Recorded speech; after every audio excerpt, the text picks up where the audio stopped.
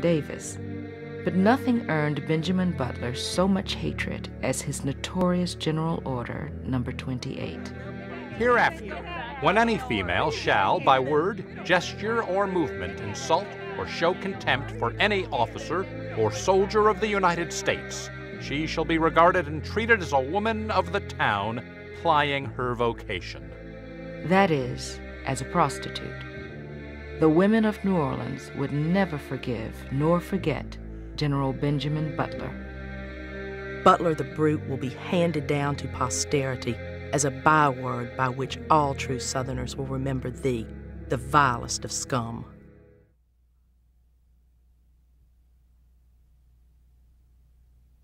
The niggers here think that we've come after them and are flocking to us every day to go off with Massa Lincoln. But of course, we do not permit them to harbor around at all.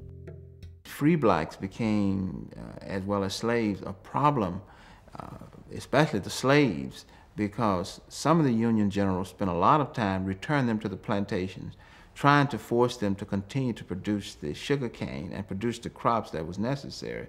Federal refugee camps for the runaways were crowded and unsanitary. Those who did not succumb to disease or hunger were often forced to work in conditions little different from the slavery they had left behind. The North argued and believed that the Republic could not survive if the losers of an election seceded. And the North talked about preserving the Union. President Lincoln had not wanted to make it a war to end slavery because he didn't think he could maintain the support of Northerners for the war if he did that. There were 4 border states that were slave states that stayed in the Union. Lincoln felt like he could not push to end slavery and keep those in the Union. But much had changed since the start of the conflict. Union generals knew that without slavery, the Confederacy would crumble. Abolitionists like Frederick Douglass continued to push for their cause. So with the stroke of his pen, Abraham Lincoln redefined the meaning of the Civil War.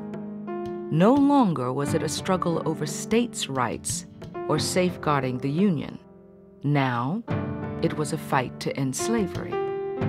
Liberty for most slaves became law on New Year's Day, 1863, when President Abraham Lincoln's Emancipation Proclamation went into effect. Emancipation meant a new birth.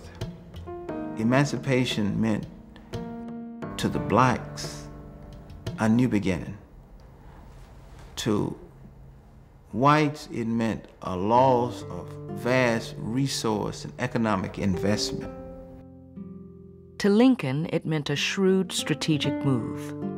When the Union troops entered a plantation or the region of the plantation South, there was mass exodus of blacks from the plantation. They took mules, utensils. They tried to cripple the war efforts from the Confederate point of view. So they added, as Lincoln said, a kind of another dimension and a secret weapon or a way to hit at the heart of the South. We was in the road playing, and the man got close. Then he said, "I come from your friend, Abraham Lincoln."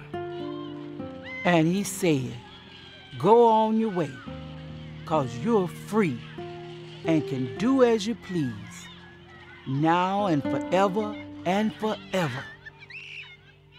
The Emancipation Proclamation did not free all slaves, however. It only applied to territories in rebellion. Ironically, the only place where slavery remained legal now was in the Union and the lands it occupied. During the federal occupation of New Orleans, all blacks, free and slave alike, were forced to carry passes when moving about the city. We were never slaves until the Union Army came here. But if some free people of color felt they'd been better off in the Old South, others began to look forward to the end of the war someday and the promise of a new, reconstructed Louisiana. The New Orleans Union, as well as the New Orleans Tribune, were published by free blacks, and it emboldened the black community to demand political rights, social rights, economic rights. On October 24, 1862, L'Union reported on a parade of black Native Guard soldiers at the racetrack 4 miles outside of New Orleans. The writer noted their good discipline and their skills in the use of arms. This was not news. The real story here was that these black soldiers now wore a new uniform.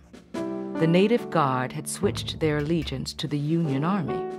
General Butler had made them a persuasive offer. These Louisiana Native Guards were the first officially sanctioned African Americans to be sworn into the United States Army. Before the war's end, Louisiana would supply 24,000 black troops to the Union, more than any other state.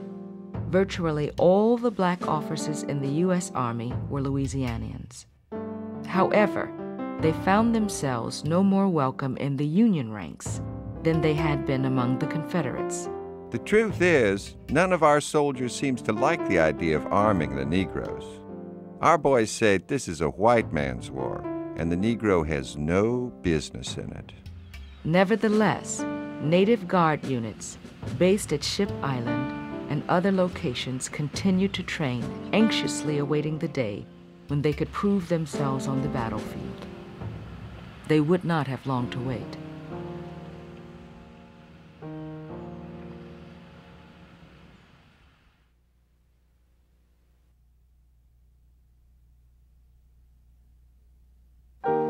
After taking New Orleans, Union troops headed upriver to Baton Rouge.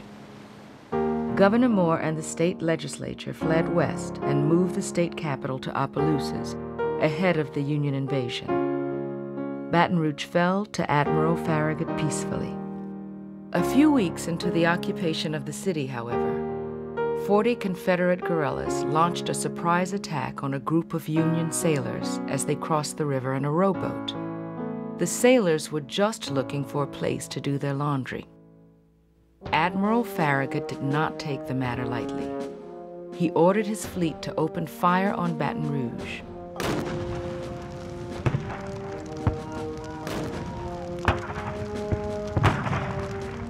It was a heart-rending scene. Women searching for their babies along the road where they had been lost. Others sitting in the dust crying and wringing their hands. For by this time, we had not an idea but what Baton Rouge was in ashes or being plundered, and we had saved nothing. Many who evacuated Baton Rouge did not return. Those who stayed behind awoke to the thunder of artillery again on August 5th, 1862. This time, it was the Confederate Army that attacked the city. Once more, the citizenry fled amidst a murderous rain of gunfire. Major General John C. Breckinridge of Kentucky, the former Vice President of the United States, led Confederate forces. Breckinridge was going to attack the city from the east, and at the same time, a Confederate gunboat, the Arkansas, was to sail down from Vicksburg and disperse the Union fleet at Baton Rouge and bombard the Union forces from the riverside. But the Arkansas never arrived.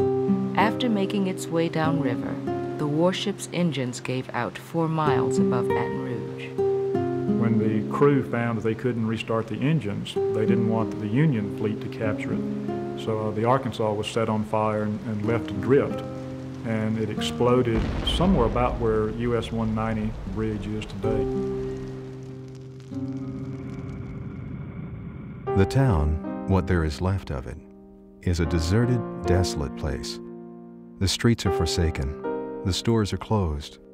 To the east of us are a large number of stacks of chimneys, which are all that is left of what 6 months ago were elegant residences.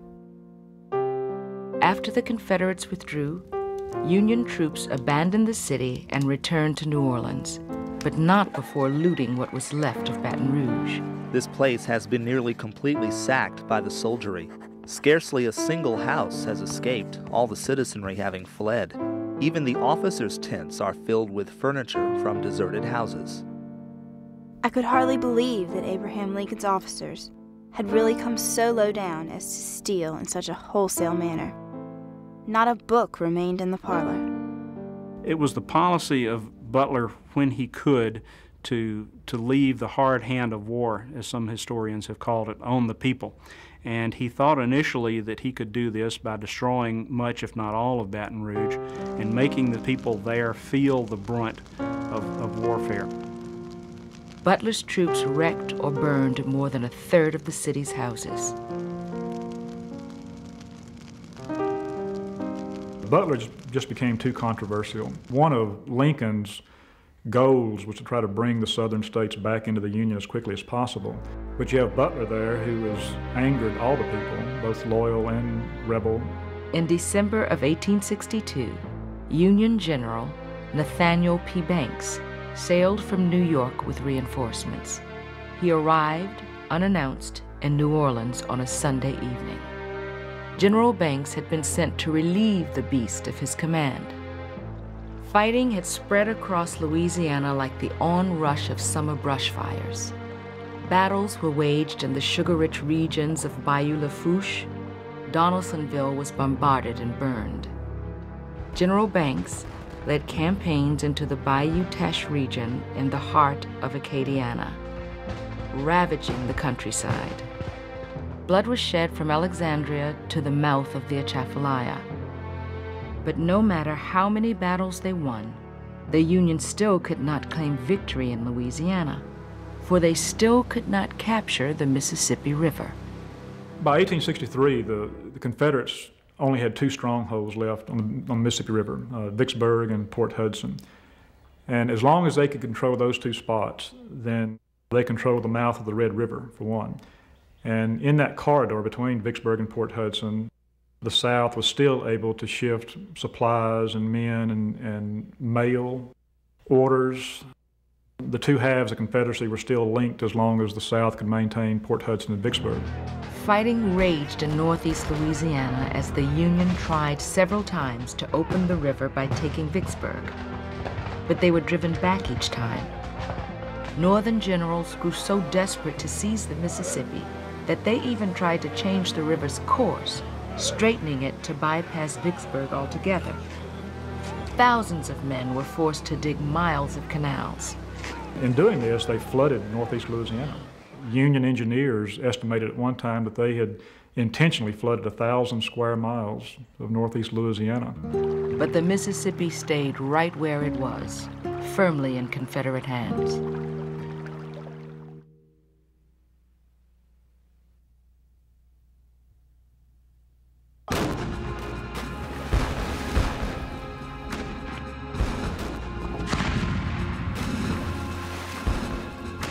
On May 27, 1863, General Banks ordered a full frontal assault on the rebel stronghold of Port Hudson. Among the vanguard were the 1st and 3rd Regiments of the Louisiana Native Guard, numbering more than 1,000 soldiers. 6 times they charged across open terrain through a blinding hail of enemy fire. At the front of their ranks was Captain Andre Caillou. Caillou led his troops against an impregnable fortress there at Port Hudson. His name is often called up and referenced in terms of bravery of blacks, not only in the Civil War, but in other wars. Louisiana Native Guard's assault at Port Hudson was heroic, but no more heroic than the others. The difference was it was the first time that black soldiers had been used on that scale, and it convinced Banks and began to convince other generals like Grant and Sherman that with proper training, black soldiers could be just as effective as the white soldiers. Some called Andre Caillou the first black hero of the Civil War, but the battle at Port Hudson would make heroes of many men. The heat of the day became oppressive, and it was most heartrending to hear the wounded begging to be moved into the shade, and we unable to do anything for them. Darkness finally threw a veil over the field, whereon lay hundreds of dead and dying.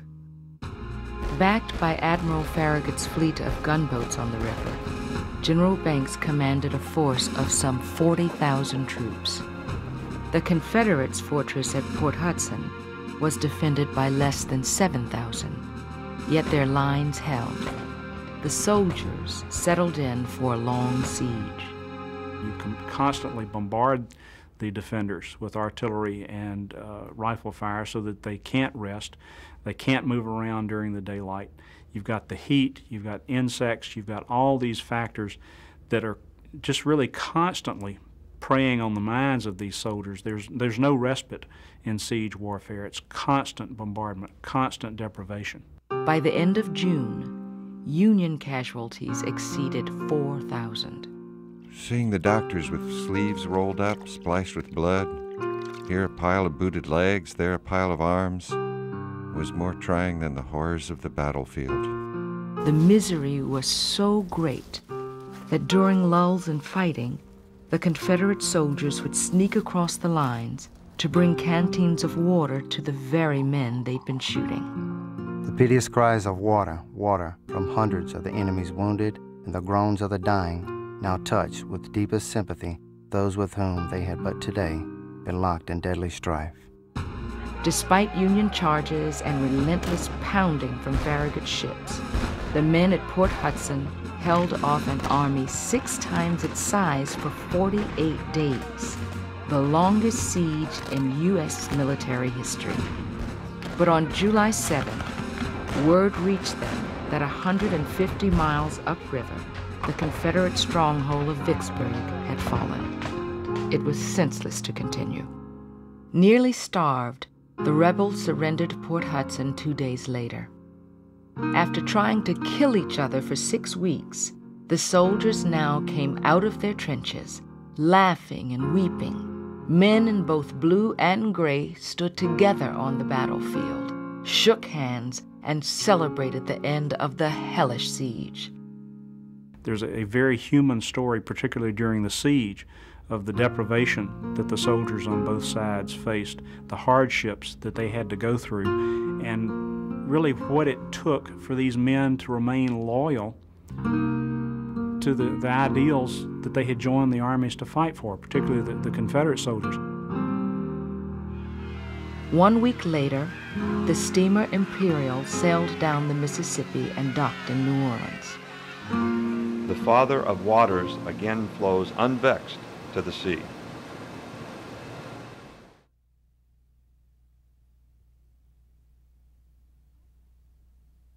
Our cause is not dead, it is only sick. We are conquered but not subdued, and our independence will yet be recognized by the leading powers of the world. The Yankees are here on a visit. Gettysburg was lost on July 3rd, Vicksburg on July 4th, Port Hudson on July 9th. The tide had turned against the South, but the Confederates clung stubbornly to their lost cause, and the war would drag on for another 2 years. With some 60% of the white males of Louisiana serving in the war, women and children were left to fend for themselves. Annie, my dear, you will have to take the reins into your own hands. I hope by this time you have made arrangements for the coming crop. I'm very much afraid that you will not be able to make much this year. Never despair. Do your duty. With love, I remain your dearest husband until death. As their modest farms and businesses collapsed behind them, many ordinary men in uniform began to question whose interests they were really serving.